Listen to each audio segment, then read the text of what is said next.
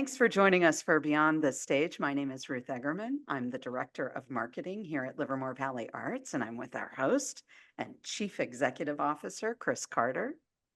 Hey there, Ruth. How you doing?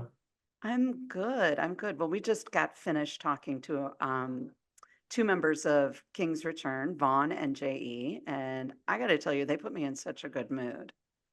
I'm not sure I was in a great mood before that. So now I really feel like I could really feel their energy, and it was really nice to have that energy, to be honest. So it was good. How are Yeah, you doing today?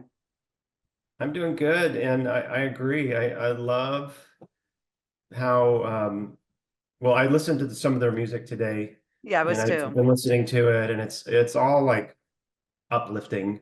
Yeah, There's not a sad song in the group, and it's just all their music that they like to sing is about love and hope and all of these great themes, and they talked about that a little bit. I think that's indicative of who they are and kind of what they want their music to do for people. So, yeah, they um, definitely exude that even just yeah, sort of when you're talking to them, like they totally got along and it yeah, felt like brothers, even though they're yeah, not. There was yeah, really some good energy going there.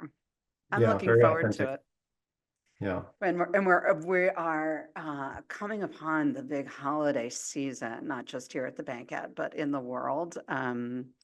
So while we have things like Diwali that are happening, Hmm. we have Thanksgiving coming up, we have Christmas and Hanukkah and New Year's Eve and everything coming our way. And I feel like we have a little bit of all of that happening Hmm. here at the Bankhead. But do you have any favorite, I know you celebrate Christmas, right? Yeah. But are there other like cultures and different holidays that like either you wished you knew more about or that you like to participate in? Oh, that's a great question. I love the Diwali celebration, Yeah. and the music and the dance, and there's it's funny, being in this role, being able to be exposed to all these different types of arts and culture, you learn how much you're missing out on, right? Right. When you're just Yeah. kind of in your own world. And I've really enjoyed experiencing art from a lot of different cultures and different celebrations, and um, it's really been a great joy for me to, Yeah. to have Right. those And things. we have and also I forgot to even mention Dia de los Muertos coming up. Hmm. And it's really interesting to me and today I was actually doing some research on the Diwali celebration and where it comes from and what it means and it's all about it means candles in a row. That's Hmm. where it comes from. So they light a lot of these candles. And it's a festival of lights and Hanukkah is also a festival of lights. So that's kind of interesting. Hmm. And it's for Diwali, it's about your inner light being able to overcome, any darkness, Hmm. like any of that spiritual darkness tends to, um, come in. Right. So it's an interesting holiday and it makes me look forward to our Diwali festival coming up in a couple weeks. I guess it's about a week and a half Absolutely. away. Yeah. Yeah, So absolutely. yeah, that'll be fun. And by the time this podcast comes out, it will have already happened. But I'm looking forward to it. It's a fun one. I do like I don't really celebrate Christmas, but I love a Christmas tree. I think they're beautiful. I love when people put up their lights. There's even, there's just something about that brings, just a little bit of that light. It's that inner light comes out, and I really like that. I really appreciate that. Uh, and in my world, there's no war on it either. So. No, me too. Well, it's funny. I think it, Christmas and all these holidays, it's interesting. It's during the darkest time of the year, Yeah, right? And that's the time where we choose to celebrate and be the most giving. And I think it has something to do with that. Like, right. you're kind of, like you just said with the Diwali, you're kind of fighting the darkness. And I think that's what we all want to do during that time of year. We want to be reminded of the things that give people joy. And so the holidays do that. And it's a very giving time. I know we have a Yeah. lot of patrons and that support us and other good causes. Um, and it's a time of renewal. I mean, there's all these really wonderful things about this time of year. Yeah. Um, And it gets so cooler, and I it like when gets it gets cooler. cooler. And I I do know, miss snow a little bit. yeah. But also, Yeah. does cause anxiety for people too because of all the Yeah. things that are going on. So I think in our house we try not to take it all too seriously and just enjoy the moment as much as we Yeah. can. Yeah. Well, that's good advice. And it is hard. I know, I think being in the position that I'm in and with my friends who celebrate Christmas and family, friends who I would consider family, basically, it does get difficult. The pressure is insane sometimes Mhm. to what like just the sometimes even just spending time with family for some people, and Yeah. it's like if I can ease that and I can help you celebrate that moment, celebrate that joy, whatever that might mean, that means I'm giving back to, Yeah. my friends who I consider family who might be struggling during this time. And it is Well, hard and they can come and feel really good on at the the night of the Bankhead. King's Return, yeah, Oh, for performance because sure. I Yeah. think it's gonna be able to do that for a lot of people. Well, and we have some great stuff coming up. It's not just King's Mhm. Return, although I think that might be on the top of the list for a lot of us here in Mhm. the office to see that show. But we have Doo-Wop Project who's making a return and doing a Mhm. holiday show. We have God is a Scottish drag queen doing their holiday show. We have Grace Trace Souls. Trace Souls doing Boleros de Navidad, which is I think going to be awesome and mostly kosher. So we're gonna get some Hmm. klezmer music in there and some Yiddish and Hebrew songs, which I'm looking forward to, and that's on Yeah, they're December great. 23rd. And then we're gonna start the new year with Jeff Bordas and friends for a swinging New Year's Eve. holiday New Yeah. Year's Eve. Yeah. So I think this is like one of my favorite holiday schedules Lineups. that Yeah. that we've had since I've been here, and I think it's really fun and it's unique. It's all these different unique sounds that really kind of speak to wherever you might be in the moment, and it's Yep. super fun, good one, good programming, Chris. So Thank you. as we mentioned, we are today talking to J.E. and Vaughn from King's Return, and they're going to be performing live here at the Bankhead, just the four men in King's Return. No instruments, just their voice and their voices. And so they'll be here Wednesday, December 16th at 7. Oh, excuse me. It's Wednesday, December 18th at 7:30 p.m. So make sure you get your tickets. It's already one of the more popular shows we have this holiday. You can do that at livermorearts.org or by calling the box office at 925-373-6800. And for now, enjoy the interview. They're lovely gentlemen. And we're real pleased to have you. So I run the theater at and Vaughn and J.E. I saw you live about 2 years ago, maybe a year, yeah, 2 years ago in New York. Um, I was at the APAP conference in New York. Oh, okay, Oh. okay. And I had just flown in and I went straight to this the club that you were performing at and uh was really enjoyed your show. So I just gotten off the plane and here you guys come out and I had not seen you before and loved it. And so glad that you're coming out to California to perform. And I want to ask, as singers, uh, what do you tell somebody? This is kind of the first thing I was thinking of. It's like when somebody tells you they can't sing, what's your response? How do you respond to that? Because I hear that all the time. Ruth says that. She says, I can't sing. And I always think, well, I think anybody can sing. But what do you like to say to people when they say they can't I sing? mean, sometimes I keep it too real, so I might tell them, you might be right. Maybe you can't, but most people I think can if they apply themselves, if they start early. I tell my kids all the time, nobody becomes great at something as an adult. Typically, you become great at something as a child and you grow into your greatness over time. I mean, I guess it's possible, but if a 50-year-old is telling me they can't sing, I'll believe them. But if it's It's too late but for if you, it's a Ruth. 5-year-old, I'm like, hold It's too on. late. I think you might be able to try. Well, I think there's a difference between not being able to sing and not having people want to listen to you sing. So, I can sing and I sing, but nobody wants to hear it. I don't know. Vaughn, do you hear that from, do people tell you, they go, oh, I can't sing? Definitely, definitely. I think I fall more on the side of I think there's always improvements that can be made. It doesn't mean that you're going to be a professional singer. It doesn't mean that, necessarily, you're going to get hired to sing, but I think that there's improvements that can be made though. When did you both start singing? Or when did it feel like you were a singer? Maybe that's a different question. Well, according to my dad, I came out singing. You did?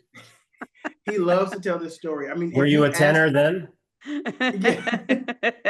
If you ask my dad to this day, he would tell you this story as soon as you ask him, when did Jay start singing? He would tell you that when the doctor delivered me, he spanked me a few times to make sure I was breathing. And then I was like, what? Oh, Lord. And I was like, I don't think that's how it actually happened. But he swears it did. But I did grow up singing in church from the time I was, before I can remember. So, I mean. And for me, I grew up more as an instrumentalist, actually. I started playing trumpet in elementary school and played all the way through high school, and was in choir my senior year of high school. So that's sort of when I started to sing. I always kind of sang to myself, but I was always a really kind of shy child. So it was always, when no one could hear me and that kind of thing. And I started taking voice lessons when I was in college, actually. That's when I took my first voice lesson. Wait. Yeah. See now, J.E., look, here's Vaughn telling us that he started taking voice lessons when he was probably 18 or 19 years old. So it's possible. Well, there's still hope for me. But he was playing an instrument. I'm sure he was singing along with his trumpet at times. Okay. He just got tired of holding it up. That's all. Right. Well, and the trumpet, when you play it, you're kind of singing anyways, right? You're blowing the notes. You at least gotta know sort of where you're going. Yeah. Right. Yeah. But Vaughn is also really smart, so he can figure things out. I think that also has something to do with it. Singing and intelligence, they go hand in hand. So. We don't. Well, and you don't know Ruth enough yet to know if she's smart or not. I could tell you she's very smart. She might be able to figure it out. It's been kind of. So when did y'all meet up? Was it in college or kind of when you were younger? Because I read something about one of them. There's 4 of you in the group, right? And y'all started performing. Is it in Dallas? Is that where you're from? Yes, we're in Dallas. Okay. And the base of our group, Gabe, he was graduated from college and he had a senior recital, and he invited me and 2 other friends to sing along with him. Wasn't hey, let's start a group. It was just sing for the recital for the last number of the recital. And it went great. The school asked us to come back and perform again. A couple churches and different things around town asked us to start coming to sing. So we kind of stumbled into becoming a group by accident. It wasn't a plan that we had. And, but it was a kind of a hobby. We weren't traveling, we weren't recording. And then at some point we started putting our content on social media, started to get some traction. A couple of members decided they didn't want to do it anymore. And then we recruited our baritone, Jamal. He was a friend that I met at a songwriting conference. And then Vaughn had gone to grad school locally at University of North Texas. And I reached out to some friends here. And I was like, yo, I need a first tenor who can do everything. And they were like, we only have one guy who can do that, and his name is Vaughn. So we called him and say, hey, how would you like to join the group? And the rest is history. So And now, and I did see that that was like in 2020, right? So as we all know, we were not allowed to be with others in 2020, right? So how did you guys manage that kickoff and that getting started as a group through a time where you couldn't really, and maybe you were living together or whatever, but how did you manage becoming a group during a time that you couldn't even be together as a group? Yeah, I'll let Vaughn answer that because I'm sure his perspective is different, seeing as he joined in 2020. We started in 2016, Okay. but we really kind of got our stride and started going for real in 2020. And so that's when Vaughn first came into the group, middle of the pandemic. So Vaughn, what was it like? Yeah, so I guess you could say we were sort of part of each other's quarantine pods in a way, like we didn't live together, but we weren't seeing, a lot of other people outside of who we lived with. So that's kind of how I considered it. Is sort of like we would see each other, once a week and go home and kind of keep to ourselves for the most part. And yeah, that's sort of how we did it. It was at least a year and a half or couple years of that, and then we were able to kind of open things up a little bit more. But Yeah, we got tested a lot. Yeah. Yeah. Had an inside track to get vaccines earlier than we should have, and so I don't know if I should be Yeah. saying that, but we'll edit Yeah, that. yeah. I mean, I was actually kind of hoping that you practiced on Zoom so that you could know exactly how to sing a little bit for us So- together. with the No, lagging, it's kind of hard. there's a- timing. yeah. Yeah, that's Yeah. what There's I a was lag. told by Chris. He's like, they're not going to Yeah. sing together. Zoom won't work. Well, it's interesting. I remember 2020, and we had to shut down the theater, and I was thinking at the time that was probably a good moment for people to be artistic, right? Because you're not touring, you're not going on the road or anything, and working in that way as an artist. You're at home, and I don't know. Did it seem like maybe that was a good time to form a group because you weren't having to go out or do anything? You could really just focus on the music, right? I don't know. Did you get that feeling maybe? I think it was really great for visibility. A lot of people were on their screens, and a lot of people just had the time to be on their screens and just kind of scrolling, and we would happen to pop up, and a lot of people liked us, I guess. Yeah. But yeah, we've heard a lot of wonderful stories as we've traveled all over the country, just about how they heard, Ave Maria, or they heard Ubi Caritas, during the pandemic, and how much that, kind of made them feel at ease, Yeah. or just gave them a little bit of respite from everything that was going on. That's interesting. And I know you had like one or two videos that went viral. I get like it was like 10 million views of you all singing in the stairway. And do you remember like what was that like when you turned on the computer and you're like, oh my gosh, there's like over 1 million views on this? How did you feel about that? Was that exciting? It was exciting. It was overwhelming. It was surprising. I mean, you never expect to put something out there and then you're getting calls from news organizations who want to interview you. You're getting like just traction like you wouldn't believe. You're getting inundated with comments and emails. And so we're having these text conversations like, listen, all hands on deck. Who's going to grab the comments right now? And we take turns just kind of making sure we would get everything. But it did feel special, especially during the pandemic, to know that we were making an impact through music, which is the universal language, at a time when people really needed to be brought together. And so that's what kind of made it feel special for us. Well, I noticed that about your music too. I was listening to your one of your albums today, and I was thinking about, is there a theme from this? And for me, it was like everything was so uplifting. And I don't know if that's what you were intentionally trying to do, but I can imagine like during the pandemic and you're singing these beautiful songs with these great melodies and harmonies, and they're making people feel good. And maybe this is an era where people really need art and music to make them feel good. I don't know if that's something. Did you kind of feel like you were tapping into that at all? Yeah, that has always been one of our themes is we want to make sure that people experience the joy of music. Yeah. Life is going to have its ups and downs, but I mean, Vaughn wrote a lyric in one of his songs, Beauty, that we recorded. After all I've seen, there's still beauty. And that's kind of one of the themes of our group, is that there's beauty in the world if you just look hard enough.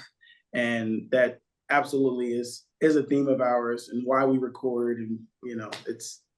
So while you're talking about sort of the name of your group, I'm not necessarily, but that I was just looking, just right on your website.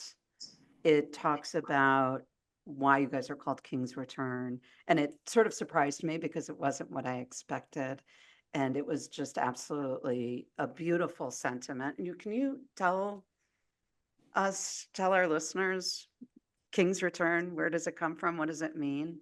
Sure. We coined the term one word at a time.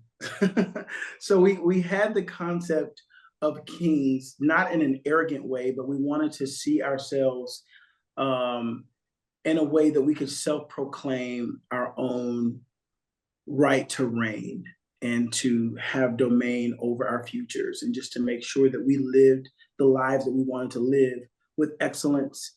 And so we chose the word king, but we couldn't quite come up with a concept that embodied how we felt about the world and ourselves. And so we just had a lot of conversations, and we said, well, we want something that keeps us humble, but something that, you know, inspires us to go out and conquer. And so we came up with the word return, King's Return. So we go out and conquer, but we make sure we come back, and we make sure that we stay grounded.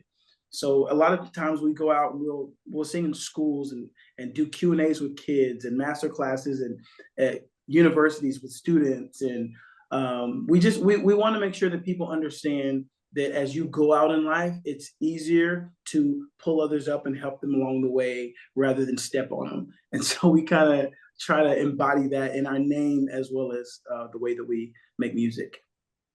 Yeah, it's Wow. beautiful. It's really beautiful. And I think on the website it talks about your vulnerability on stage is for Black men without an instrument, just being completely out there, no piano, no soundtrack. You're creating it all. And it just really spoke to me when I read that. And I was quite moved by it. And Yeah, that's so, certainly part of it. yeah. I mean, not to get too political, but the world can have so many stereotypes of who and what Black men are. And we didn't want to let anyone else's definition um, be our label. And so we chose to say, as Black men, we're calling ourselves kings, and we're going to walk in that royalty and how we do our music. And one thing I wanted to do is I want to educate our audience a little bit too. Part of what we like to do is make sure people have a better understanding of what you do as an artist. And can you talk a little bit about, you know, what's the simple version or acapella for dummies, so to speak, for someone like me? How would you describe it? Like, you know, I know y'all are each kind of doing something slightly different. And so what is it about acapella that kind of makes it what it is? And for you distinctly, can you talk a little bit more about your craft? Acapella is just the instruments are our voices. So there's no guitars, drums, bass, any of that stuff. But we're trying to recreate some of those things with our voices. So in our case, we have four voices. We have a bass, we have a baritone, we have a tenor two, who's J.E, and then a tenor one, who's me. And that configuration for us can do a lot of different things. It can be, if you think of like a choir where you have like SATB, soprano, alto, tenor, bass, we do that kind of thing. But also we can do, different unisons and all the different parts of our range. Gabe at the bass will sometimes sing in his falsetto up with me, and I'll try and meet him, more down in his range sometimes too. But it gives us a lot of flexibility in terms of what we are able to do. So yeah. And like some of the instruments you're trying to recreate are rhythmic too. So I hear the rhythms going on. And is there like one person that's kind of your rhythm guy, or is that all of you kind of sharing that and sharing the melodies? It's kind of all over the place. Yeah. Yeah. I mean, Gabe on bass does a lot of the rhythmic stuff. He'll be singing his bass line and also, working in some vocal percussion here and there.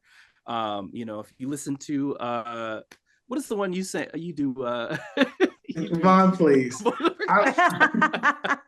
We joke about it because I'm a terrible beatboxer. But one of the arrangers had me trying to do it in one of our songs, and I hate to perform it because I don't like to beatbox. But we do.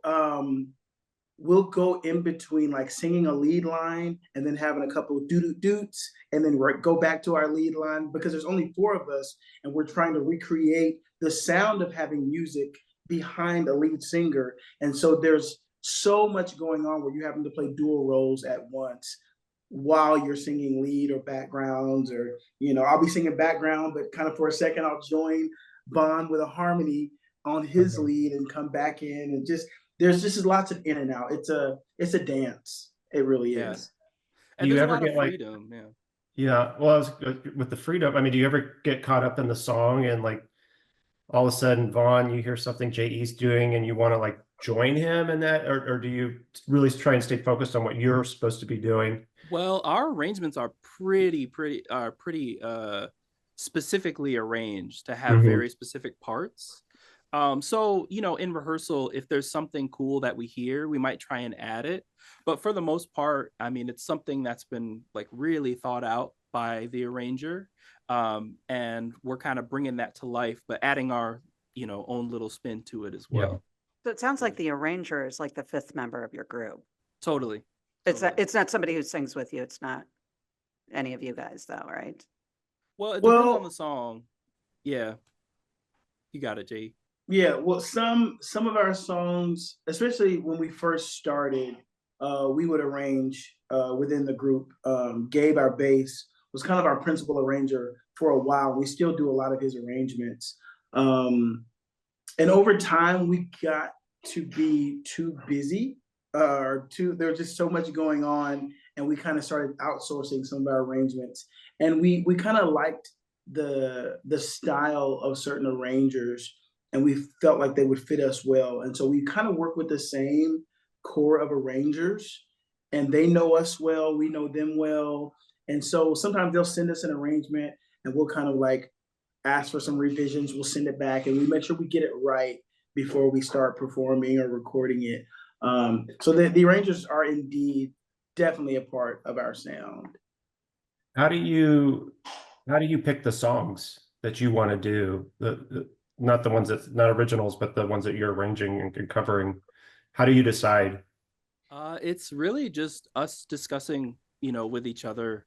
Sometimes if we have like a concept for an album, we'll just schedule a meeting and figure out, everyone bring your ideas for different songs, see what makes sense with the concept of the album, what would make sense from like a specific or, arrangement standpoint. Like, do we have enough fast songs? Do we have enough, down tempo songs? Like, so it's kind of, it's a big collaboration, I'll say. We also pay attention to what's going on in the world. So when we did the Usher medley, that was when he was performing at the Super Bowl. So we kind of piggybacked off of that and did an arrangement there. Sometimes it's just a tribute to an artist that we love. Like we did Sir Duke by Stevie Wonder. We love Stevie Wonder. So we knew that we wanted in Black Music Month in June to release that song. And so that's kind of, sometimes we just kind of feel, I mean, we kind of have a wish list of songs that we want to get to. And we're like, yeah, I think we should do that now. And we kind of just pay attention and figure out what works. Do you like ever come to the group with a song and you really want to do it and they just shoot it down?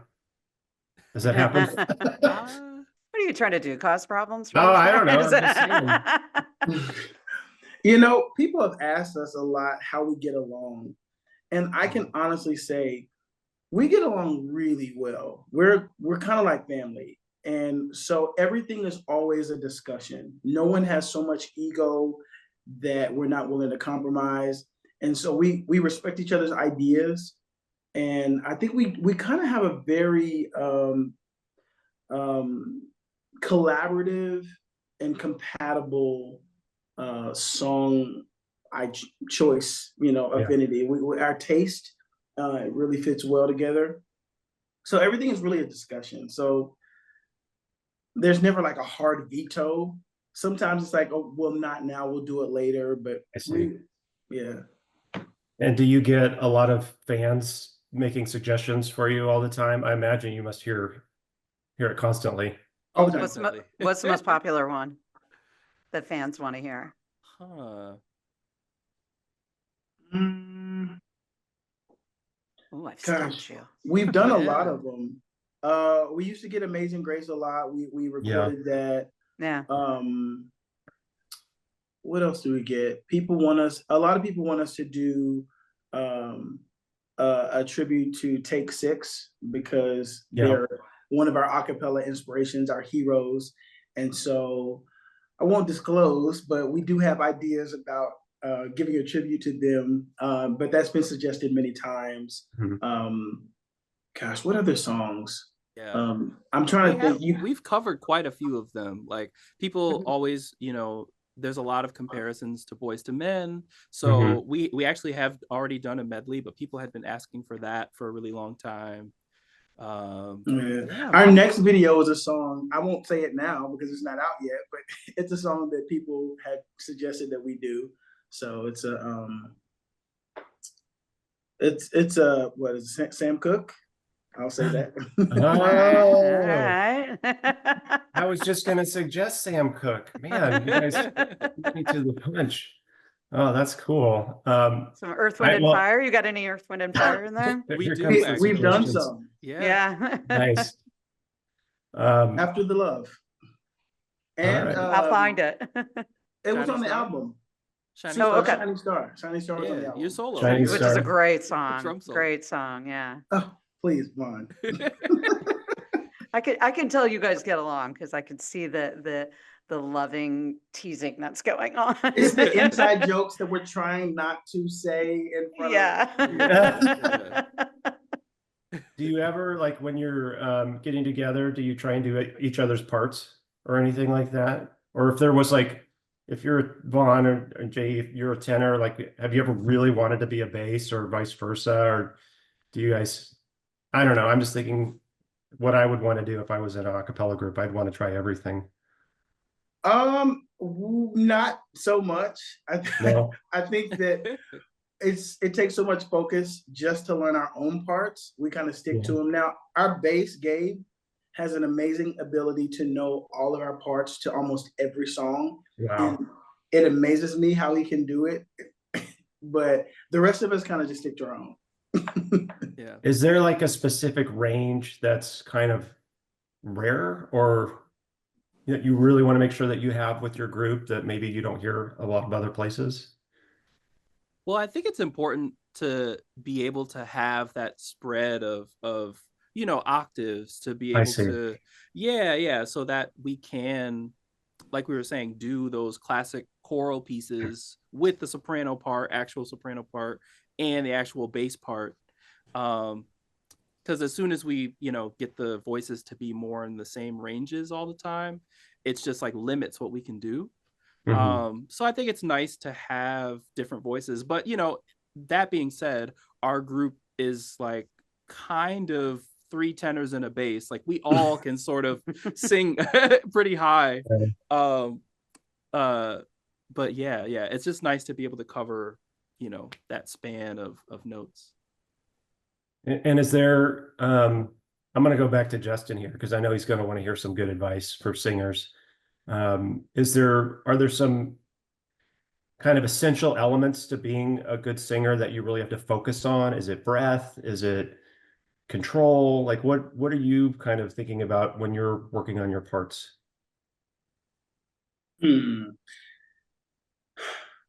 Warming up, it is definitely breathing in control. I think a lot of the work about being a good singer we did so many years ago that is kind of like second nature. And now what we focus on a lot is being a good acapella group member, which requires listening. It requires knowing dynamically when to back off, when to step up, when to give a lot of vibrato or no vibrato, just how to make space for each other and complement each other well. Those are all important. But we still do the things like when we are about to do a sound check or a performance, we kind of warm up in our own way, and then we'll come together and start singing together. And so we definitely want to make sure we hydrate, rest, breathe well, do all the things that we're taught to do in school. So, Are there certain like foods or things that you avoid or things that you want to make sure you do on that day? Like, I know a lot of singers like to have ginger tea and things like that. Do you have any kind of rituals like that? I'm literally drinking ginger tea right now. How did I know? There we go. I think for me, well, it depends on the individual. Some people really react to certain things or they don't, especially with foods like dairy or things that are really acidic, citrus, those kinds of things. Spicy foods. Yeah, spicy things. But I think for me, also steaming too, because there's no other way to directly get moisture to your vocal folds. So I really love steaming. And I typically am one of those people that stays away from dairy around the show. What is steaming? So is that Yeah, like I was where you gonna have ask like that too. hot water and put your head over it? Or? So there are actual, like steamers, like little machines that you fill either with water or like a saline solution kind of thing, and then you just inhale it for about 10 minutes or so, it just gets moisture to your vocal folds. Yeah. My steamer broke, so I just take long showers before I go to sound check. There you go. It's a good excuse for a long shower. That's fun. J.E., you said you had kids too. How old are they? If you don't mind me asking. No, I don't. My kids are 19 to 9. They're 19, 18, 15, 13, 12, and 9. And I just texted my 15-year-old to go pick my 9-year-old because school. Yeah. And normally I'm walking to get him around this time. I texted him. I was like, hey, can you go get your brother, which he has not gone to do. Jackson! Maybe he went out the back door. I don't know. But so was that 6 kids? That is 6. 5 boys and a girl. Did they sing? Any of them sing? They do. Yeah. Jackson, the one I just called, he actually sang on our Christmas album. So wow. On Little Drummer Boy, towards the end of the song, there's one little line. It's so cute. We caught him like a month before his voice changed. Because he was 14, 13 at the time. Yeah. And it's the cutest thing. It's on Little Drummer Boy. But I think all of my kids can sing. They all did band, choir in school. And so if they can all read music. But a couple of them sing better than the others. Yeah, well, you said you're honest with people, so you let them know if they're good or not. Yeah, that's my son's bass. He plays the upright bass. That's it in the back there. I see. Oh, cool. I was going to ask if that was yours. No. And Vaughn, it looks like you have an instrument behind you too. Is that also a bass? Yeah, jazz bass. Okay. I play a lot of guitar and all kinds of string instruments, fretted stringed instruments. I don't play violin or anything. By the way, Bruce at the theater, I'm at home. I think you'll like our space. It's really acoustically, it's well constructed. And it was designed, it's 500-seat theater, and it was originally designed for symphonic music. And so there's a lot of great panels, and there's an orchestra shell and things like that. We've had several performers over the years that have unplugged their instruments just so they can hear themselves sing in the space. So looking forward to that. Yeah. Looking forward to that. We love a good acoustically rich space. So it's made for you guys. It's truly made for you guys. It's going to be really wonderful. Can you talk a little bit about the show and what to expect and what it's going to be like? I'll say it's gonna be a little bit of everything, I guess. We Mhm. like to, our genre is acapella, so I guess within that we have a lot of freedom to explore all kinds of different things. Mhm. So we've got, classical, like things like Ave Maria. We've got like R&B and soul music and pop and jazz as well. Um, so it's really going to be a smorgasbord of different kinds of genres and things. We're excited.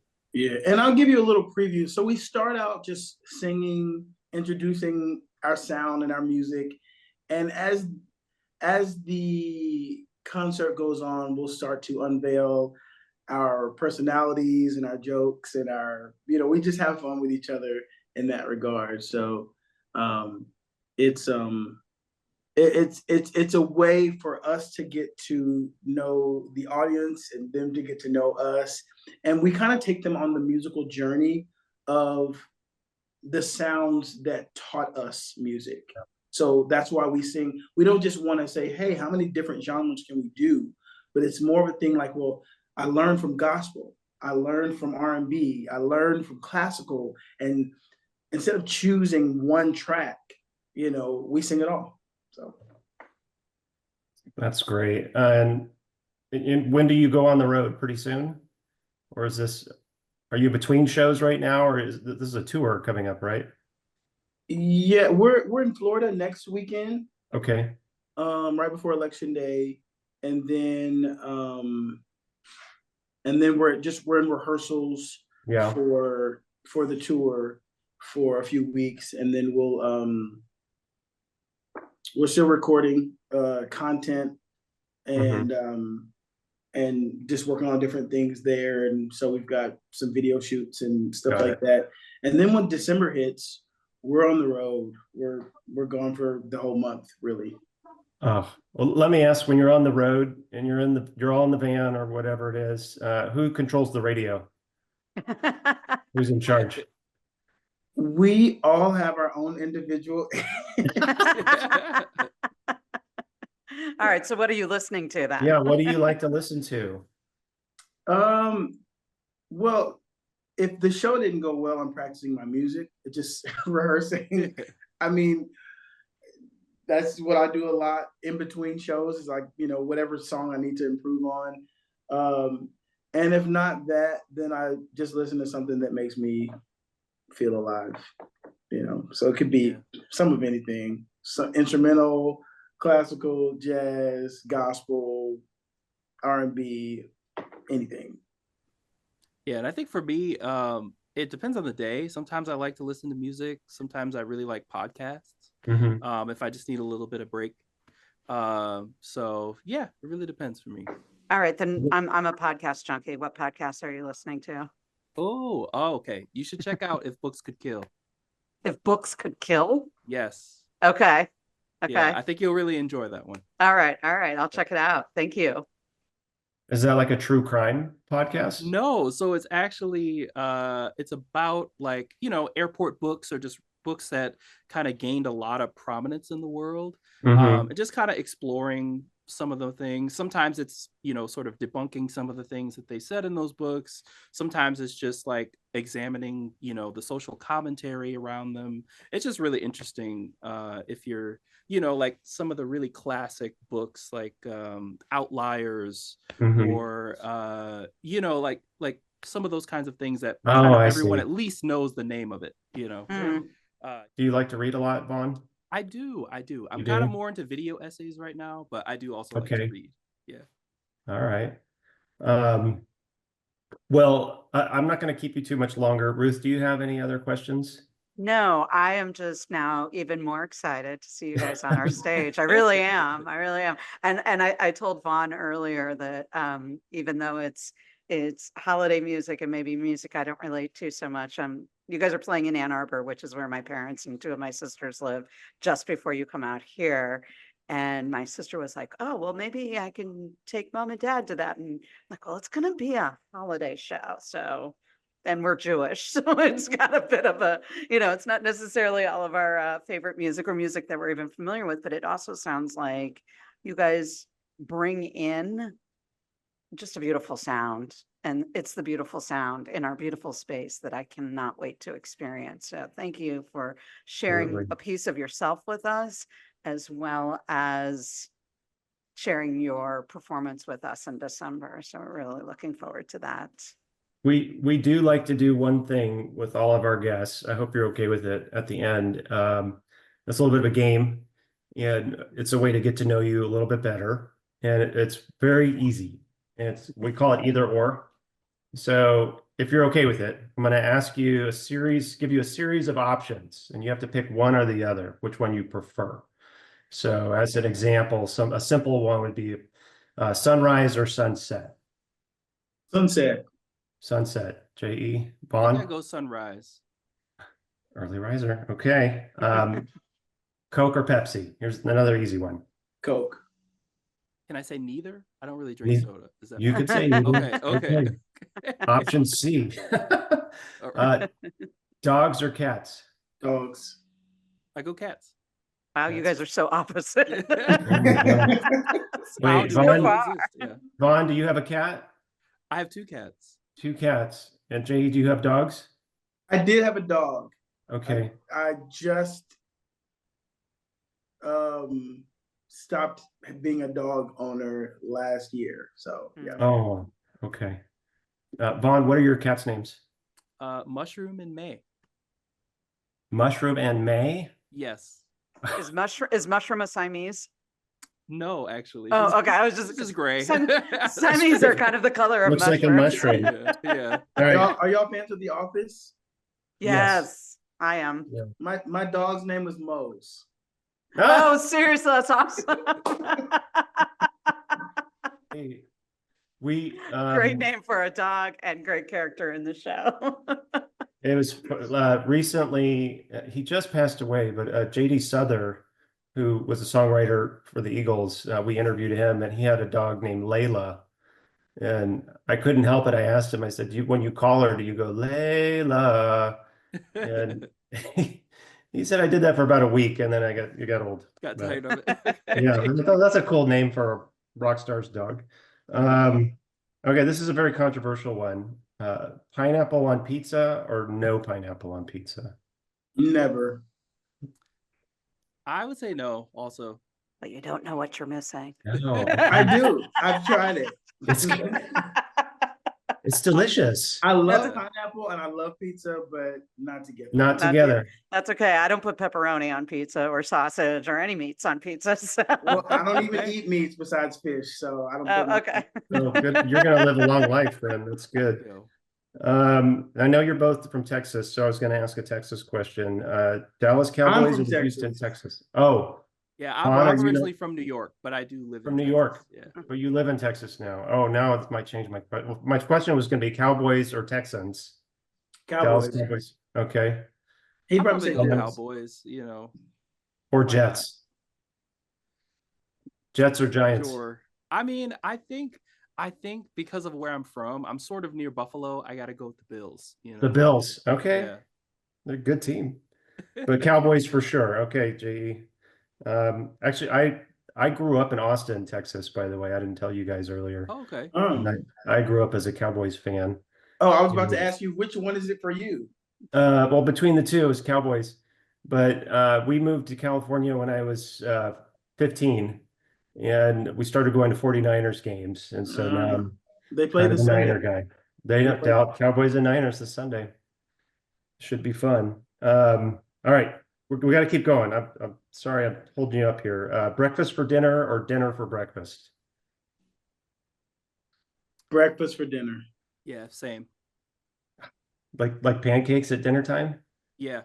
Waffles? Oh, the best. All We right. call it Brenner back home. Brenner. Yeah. Okay, here's a music one. Jazz or blues? Ooh. Both. I would say jazz, but If I had to pick one, I would say jazz because there's so much blues in jazz. So Yeah, okay. That's a good musician's answer. There we go. Tenor or bass? Tenor.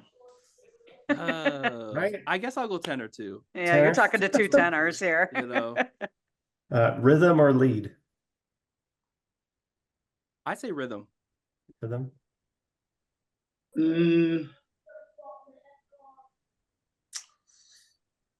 I'm glad Jamal is not on this call.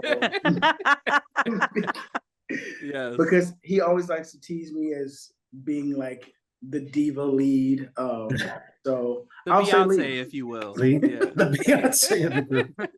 J.E., we can all. J.E., But we I can know all- how to strum. You know, I can, you know.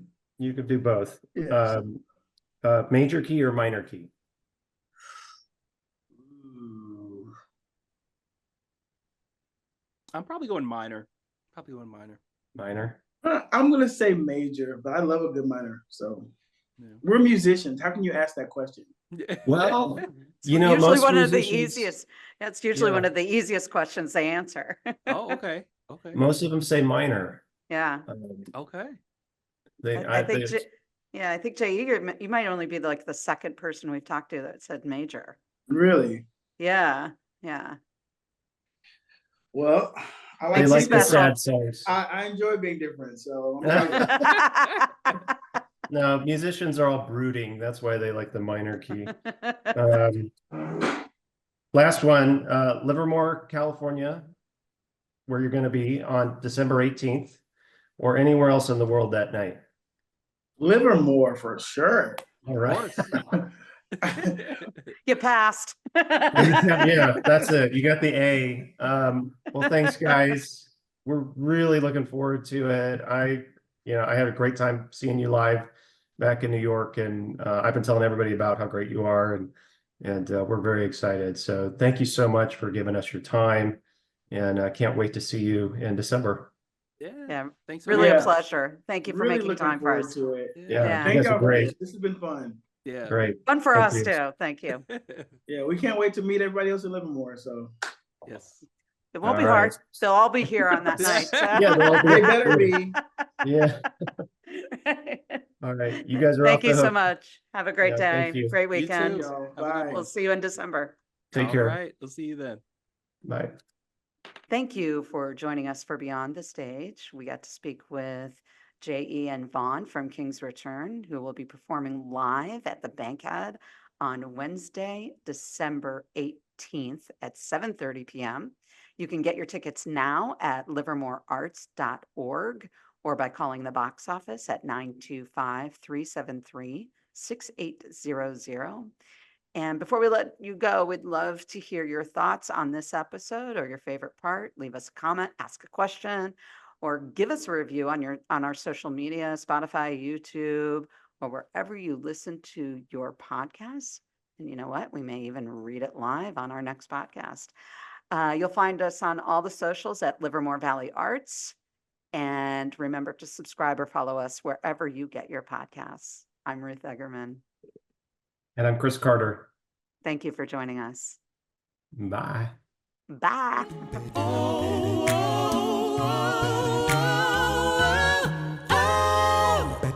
After the love is gone, what used to be right is wrong. La la la, can love this must be found.